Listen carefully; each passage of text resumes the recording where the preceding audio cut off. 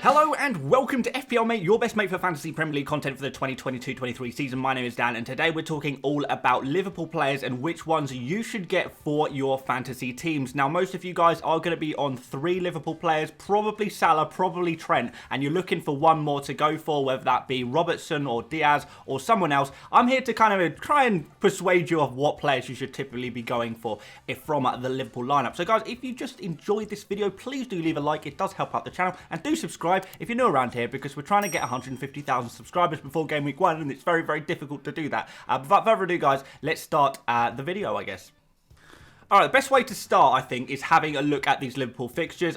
They are pretty good, let's be honest. We've got Fulham in game week 1, we've got Bournemouth in game week 4, and even outside of that, there's a couple of fairly decent games. You say Crystal Palace at home is a decent game. Manchester United, we know what Liverpool did to them last season. Newcastle at home could be okay. Everton away could be pretty nice. Wolves at home could be pretty nice as well. We don't really know what we're going to get from Chelsea. The thing is with Liverpool is they can dominate, decimate any team that they play against. They're going to be one of the favourites to win the league. Maybe Man City just ahead of them, but Liverpool are certainly going to be, you know, by far the second best team in the league, if not the best. So, yeah, we do want to get some Liverpool players, particularly for these runs of fixtures. Like, there's so much green here, and it really is quite nice. There's not really any fixtures here that you'd say are really going to trouble Liverpool. Maybe Chelsea in game week 8, but that's kind of so far ahead that we can maybe think about that nearer the time. But you just know that your main Liverpool players, Salah, Trent, Robertson, they're all going to absolutely dominate in these fixtures. So it's very important that we do hop on and get 3 Liverpool players. That is my opinion.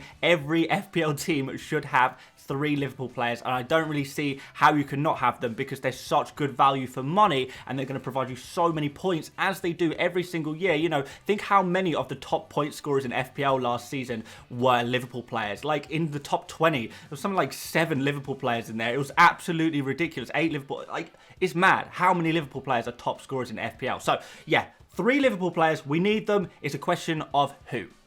Now, I thought we'd start off by looking at the ownership first, because there are clearly already some emerging popular Liverpool players. Salah is at 58% owned at the point of recording. Now, I think this is actually way too low, personally. Even though it's almost 60%, I still think this is way too low.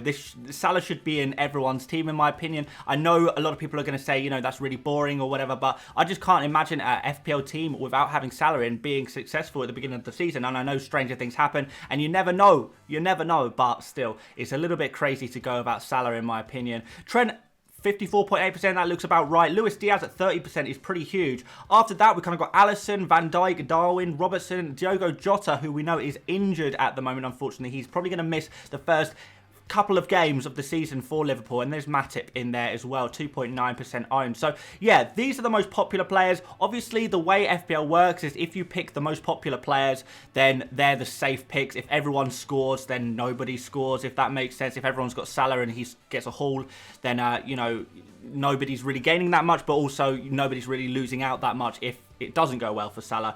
Conversely, if you go for someone a bit more low ownership, see Robertson at 10% ownership, for example. If Robertson does really well, that's going to fire you up the rankings. But if he doesn't do very well, and you know, Luis Diaz does very well, and you haven't got Luis Diaz because you went for Robertson, then you're actually going to suffer a little bit more for that. So that's kind of how you take ownership into consideration when making your decisions. I do think it plays a part. It's more about how much risk you're willing to take, really, and how much you're willing to back yourself in terms of the players that you think are going to do well, rather than going with the crowd. I do personally prefer to not go with the crowd, but it's kind of up to you guys. Okay guys, I'm very pleased to say that this season FPL Mate will be partnering up with Fantasy Football Hub, and they're going to be our main provider for all of our statistics and underlying stats and data for these videos. So really, really exciting stuff. A lot of you guys often ask me, where do you get your data from? Where do you get your statistics from? Guys, it's Fantasy Football Hub. So if you would like to have a go at looking at some of these stats yourself, then you can go over to the link in the description for 50% off your Fantasy Football Hub membership. Thoroughly recommend it. I would not be working with Fantasy Football Hub if I didn't think they were the best in the business, and I do think they're the best in the business, and that's why we're going to be using a lot of their stuff over the coming season, which is hopefully going to give us some extra information for these videos. So in this particular example, we are finding from OPTA stats provided by Fantasy Football Hub, their kind of metrics there, have showing us their points per game from game week 19 to 38. So this is kind of what I thought would probably be a good kind of metric to look at. See how many points per game each of our Liverpool players got, or at least the top Liverpool players got per game in the second half of last season, because obviously, especially if we're thinking about Luis Diaz, the second half of last season is probably the best way to look at it. It's more recent form, etc., etc., etc. And yeah, this is what Fantasy Football Hub chucked back at me. These following stats. So this is in order, like I said, of points per game. You can see Robertson is at the top. He got 7.8 points per game. That is absolutely ridiculous, and he's actually, I think, the highest points per game player of any player in FPL during that period, which is just absolutely crazy, really, if you think about it like that. Matip was doing really well as well, 6.8 points per game. Salah, 5.59, so 5.6 points per game, I suppose you could say. Pretty loopy. These are a lot of points per game, but I have got a couple of other different metrics that I want to show you, again, all provided by Fantasy Football Hub. But this one, I guess, is just showing you plain old points per game. It's not taking substitute appearances into consideration.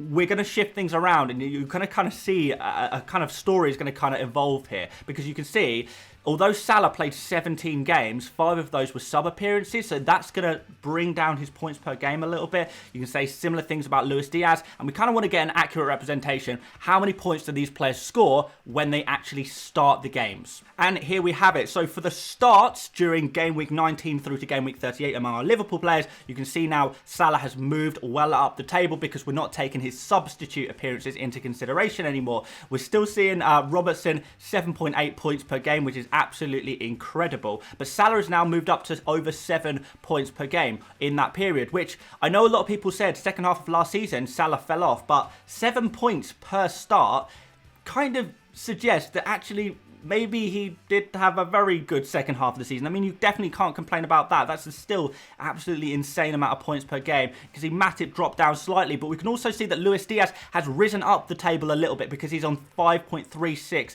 points per game, which is pretty good, pretty impressive, to be fair. And it has chucked Alisson and Trent Alexander-Arnold down as well. So is that to say that Alisson and Trent Alexander-Arnold maybe not the players to go for when we consider per game? And again, it's going to be more about, you know, how many games are you expecting these players to play? We're going to get to that very, very shortly. But I do think the first way to look at these things is how many points do they get per game that they actually start. If we're getting a player on the basis that they are going to start every game, then how many points do they get per start? But points per game is not my favourite metric to use, because there's one more that I slightly prefer to get a better, slightly more balanced view of how many chances a player gets to score, how many chances a player gets to get a clean sheet, how many chances a player creates, you know, all of those stuff together, and that is expected points per game. So now we've ordered the table by expected points per game, and you can see that Salah is at the top with 7.81 expected points per game during that second half of last season. And usually Salah will actually outscore his expected points.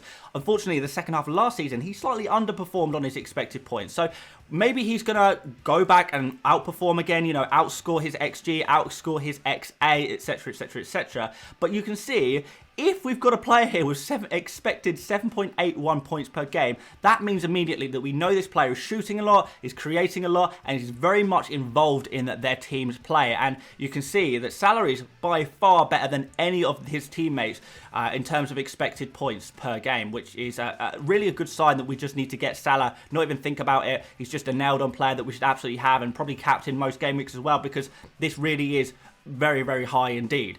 Second place, we've now got Luis Diaz. So Luis Diaz actually slightly underperformed on his stats second half of last season, the only times he was playing, but he still looked really good. But 5.6 expected points per game is still pretty good. He didn't quite achieve that, but you can see that actually some of the other players who were formerly very high on the list, you know, Matip, Robertson, even Van Dijk and Alisson kind of dropped down a little bit because they were massively overperforming on their expected stats. They were scoring more goals than they were expecting expected to. They were assisting more times than they expected to. They were getting more clean sheets than they were expected to, which may be testament to the quality of the players. But also, if you look on a course of a much longer period of time, you will typically see players' points kind of get closer and closer to their expected points. So this is what I'm saying here. Maybe, for example, Matip at the end of last season, Robertson, maybe it was a little bit of an anomaly, and maybe a player like Trent Alexander-Arnold is actually a little bit closer to a Matip or a Robertson than we actually think, and intuitively you'd say that is probably the case, wouldn't you? But yeah, again, what you can see here is Van Dijk and Alisson have dropped out the conversation completely. Really, they've kind of really dropped down in terms of expected points. Alexander-Arnold has come back into the conversation, and you're starting to get an idea now of who the better Liverpool players based on last season were to pick. Now, let's just make a very quick case for Darwin Núñez. He played very well last season, and I think he's going to have a good season for Liverpool as well. I think the injury to Jota could provide a few more opportunities than we perhaps expected for Darwin to play and start. Although we do still think that Salah, particularly at the beginning of the game, beginning of the season, is probably going to dominate those attacking numbers, and you're probably going to see players like Firmino and Diaz, and even Jota, when he returns to fitness, start ahead of Darwin at the beginning of the season, as Darwin is slowly integrated into the starting 11. It's probably not going to happen immediately, but I don't want to write him off completely over the course of the season. I think over the course of the season, we could see Darwin come very good. At the start of the season, for a 9 million forward, he doesn't get clean sheet points, he doesn't get as many points for goals, and he's not even going to be the main attacking threat, even when he does play for Liverpool. He may be a slight avoid, actually, at the beginning of the season, so maybe not Darwin Núñez, but I just thought we would just give him a little quick shout out, because we've spoken about the last season's players. We do need to include Darwin in the conversation, just a little bit, I think. All right, let's look at expected minutes. This is just in order of how much the player costs. So we've got Salah at the top. I would say that, and by the way, guys, this is completely arbitrary, and I know that loads of people are going to be incredibly angry at me for my predictions, but this is just my predictions. I would say that Salah has a 95% chance of starting any given game. Maybe some people will disagree with me on these estimations. Maybe some of you will agree with me on these estimations, but there is no way of predicting the future perfectly. I don't have any particularly good way of working this out, particularly with all of the injuries and stuff. There's not really any tools out there that give a good, accurate representation of how likely a player is to start when you consider transfers and, injuries as well. So in that case, you're just going to have to go by what I've got here, or just ignore this section of the video completely, I suppose. But yeah, Salah, 95% chance of starting each given game. I would say there is no threats to his place whatsoever. Núñez, I would say, he's got 50% of starting each and every game during the beginning period of the season, and we are just talking about the initial period of the season. I would say Firmino, and when Jota is available, are going to be major threats to, for Núñez's minutes. Diaz, I would say 85% at the start of the season, mostly because of Jota's injury and the fact that Núñez is very new to the club. But those two players are going to threaten his position at left wing. Núñez can play off the left wing, remember, so can Jota. Trent Alexander-Arnold, I would say 95% of starting, just because there's no natural right back replacement for him. Maybe Joe Gomez can play there. Joe Gomez has obviously played there when he's needed to in the past, but I would say that that Joe Gomez is probably not a natural right back in the same way as Trent is, so not such a high chance of Trent being rotated. He's going to be the main man in that position. Robbo, slightly less at 90%, just because Tsimikas has played very well whenever being called upon, but Robbo still super likely to start. Virgil van Dijk, 95%, no threats there really. Matip, I've got down at 75% here. I think Konate and Gomez will eat into Matip's minutes, and the only player I would really say is 100% going to start every game, and maybe it should be more like 99%, because there's no such thing as 100%, is Alisson. And remember, guys, I'm just talking about the beginning of the season. I would say that the most nailed on players are Salah, Trent, Van Dijk and Alisson, closely followed by Robertson. Diaz, slight risk of rotation at the beginning of the season, but not a very significant one. Matip, pretty significant chance of rotation there, certainly enough to put me off. And Núñez, I think he'll only start about half of the games at the beginning of the season, which is just not enough for me at 9 million, unfortunately. So there you go. There's some expected minutes, completely predicted by me. Let's see if it's right or not. And one more thing I wanted to show you before we conclude this video is just the predicted points from game week 1 to 5 as predicted by, again, the tools, the many tools at Fantasy Football Hub. Again, if you want to check this tool out as well, the link is in my description to go check that out for 50% off your subscription. Definitely recommend it. But yeah, in terms of predicted points, Salah is very much on top in terms of game week 1 to 5 predicted points according to Fantasy Football Hub's algorithm. 7.64% points per game, should I say, which is a lot of points per game in terms of predictions, but it's not really dissimilar to what we kind of saw second half of last season. So, you know, that's probably about right, especially when you think, you know, expected points per game, you know, from last season in terms of taking those expected points per game going into the new season. That adds up. That looks about right. So he is number 1 by a long shot. We have got Trent in second place with 6.4 expected points per game. Pretty decent. Robertson down at 5.58. So actually quite a lot less than Trent. You'll probably say that this is to do with kind of historic returns, I guess, as well. Not just the last 6 months, but going back a little bit further and, you know, seeing how those players fared. Luis Diaz is down at 5.28. I think that's maybe a little bit harsh as well. I think Robertson and Luis Diaz is maybe a little bit harsh here. Maybe Luis Diaz wasn't expected to start as many games, but since Jota is injured, maybe that's actually going to boost his points per game up just a little bit. But you can see the algorithm is predicting them to score less than Salah and Trent. And then we've got Van Dijk down there, 4.96, Alisson 4.74, Matip 4.68. I think that might be a little bit generous for Matip, to be fair, depending on how many games he plays. And Darwin Nunez, unfortunately, is all the way down at 3.54 expected points per game. So that is not very good at all. So again, Darwin probably not going to come into consideration. And in terms of the other players, it's pretty incredible. Yeah, they all look pretty tasty, particularly the top 4, I would say there. Now, one thing before we conclude this video is what I will say when choosing your Liverpool players is just go for the best ones. And I think a lot of people kind of think, okay, maybe we can cut some corners, and obviously cutting corners is a big part of FPL.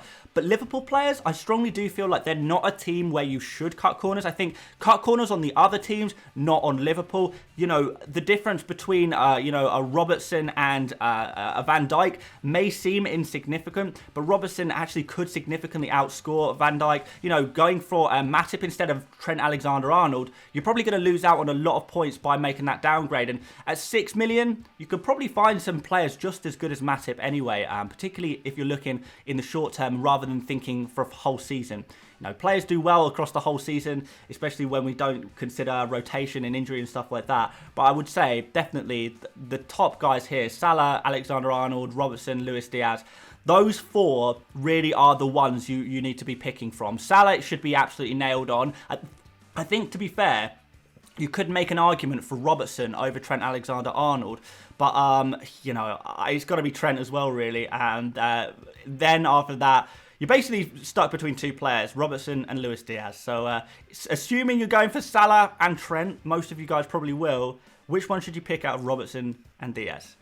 Well, each one has their pros and cons. I would say that Luis Diaz actually has more pros, but Robertson's pros are more important. So Robertson's pros are that he's nailed long term, and I would say that almost certainly Robertson will outscore Luis Diaz over the course of the season. It just kind of looks like that's going to happen, especially when you consider rotation and form and stuff like that. Your defenders are a very good pick in the Liverpool system. The fullbacks in the Liverpool system score mad points constantly. It's been the case for years and years and years. We know it. We've got a surefire thing here. Robertson's also quite a nice differential. So if he does really well, then he's going to fly you up the ranks. Unfortunately for Robertson, he is another defender. We've already got way too many defenders to be thinking about. And I do think the fact that if you have to go for Robertson, it's going to hinder your flexibility because you've probably got all of these other defenders that you want. And you're going to end up with a 5 at the back formation, which is not particularly flexible. He's good if you don't like many defenders, but I mean, you guys are all going to like loads of different defenders, I imagine, so maybe that's not really a point at all. His price point is pretty poor. There's no other 7 million defenders other than Cancelo, and he may damage your bench, because if you're going for 5 defenders, that means you're going to have some 4.5 forwards and midfielders who typically aren't as good as, you know, a 4 million Nico Williams, for example, who could be an insane bench option. So it could hinder you on that point. But at the end of the day, Robertson is expected to get more points than Luis Diaz. And if you take a large enough sample size, Robertson probably will outscore Luis Diaz by a significant amount and will end up being a really good pick.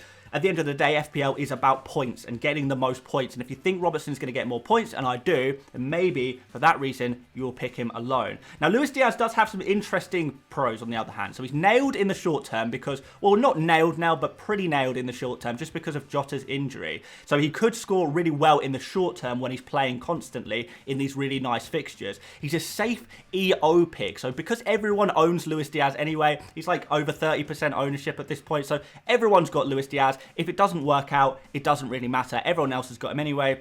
Who cares? We all lose together, so it doesn't really matter. You can't really lose with a Luis Diaz.